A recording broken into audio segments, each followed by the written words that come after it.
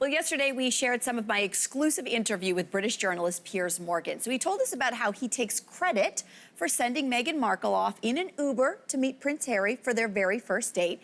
Well, today here's more of my interview where he talks about the Meghan he got to know and what she'll be like as a member of the royal family. I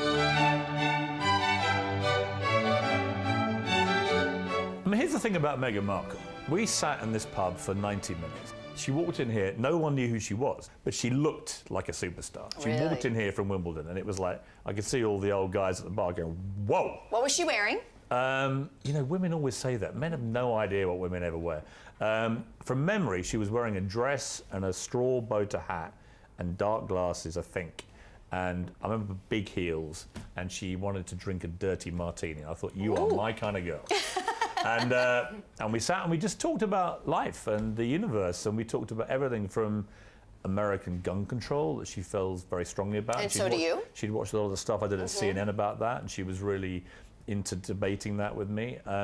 She revealed stuff about her life. You know, she used to be a calligrapher. That's right. You know, she did beautiful invitations for people's weddings, actually, was one of the things she did. She was a deal or no deal girl. I think from memory, suitcase number 24 or something. And she came obviously from a mixed race family, which was a very interesting thing, particularly now with the royal family. We can come to that. But I got the impression she was great fun. She was very intelligent. I thought very smart, very charming, very warm, very direct with eye contact. She was a really nice person. So what do you think the Queen is making of Meghan?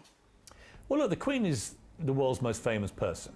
Right? There's no one in the world who doesn't know the Queen is. She's been on the throne for 6 decades. She's met everybody.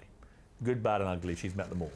She also had to handle a lot of divorce in her family. All her kids have got divorced. And she remembers the mayhem around Diana, around Fergie, and how it was all incredibly exciting until it wasn't. And then it all went horribly wrong. So I'm sure the Queen, being very wise, will be looking at this and thinking, Harry, headstrong, wild party boy, who likes to play naked billiards in Las Vegas hotel rooms with complete strangers, meets 35-year-old mixed-race divorcee, actress. This is probably ticking most boxes the royals find slightly uncomfortable. And but the Queen, more than any of them, will take an overview, which is, does she make him happy? Yes. Does she seem a nice person? Yes. And do you ultimately believe in the power of true love?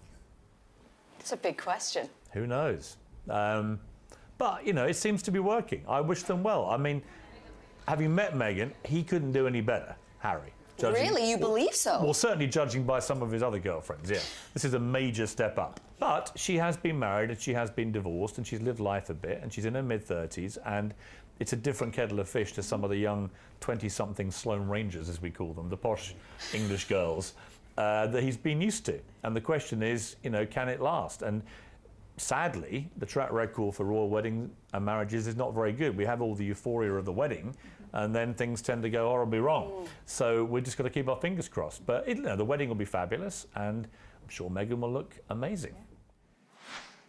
I love that insight from him. And again, even though Piers Morgan is taking credit for sending Meghan off to meet Harry on his first date, he was such a fan of the show Suits and got to know her first via Twitter on the DM. And then got to meet her in person, and he really, you can tell he has been struck by her, and he really believes that she's a great match. You know what, it's really interesting to hear him talk like that, because there's not a negative word out of his mouth about Meghan. Like, he seems very, very impressed by her, which seems to be the collective sentiment, really. She comes across as a very genuine person. Really, she really does. And he is struck by the fact that in all of this hubbub, she's really been keeping such a cool persona. She doesn't get excitable. And I think this is the difference of age. Don't forget that Princess Diana, she was 19 when she got married and got thrown into the firestorm of the royal family and media attention. It's true. And this is the difference with someone who's had a life and is older and mature and has her wits about her. And she is a little bit older than Prince Harry. Yeah, a couple years. Lest we forget. Yes, exactly. I think they're, I mean, just a wonderful match. And it'll be really fun to see how this is all going to play out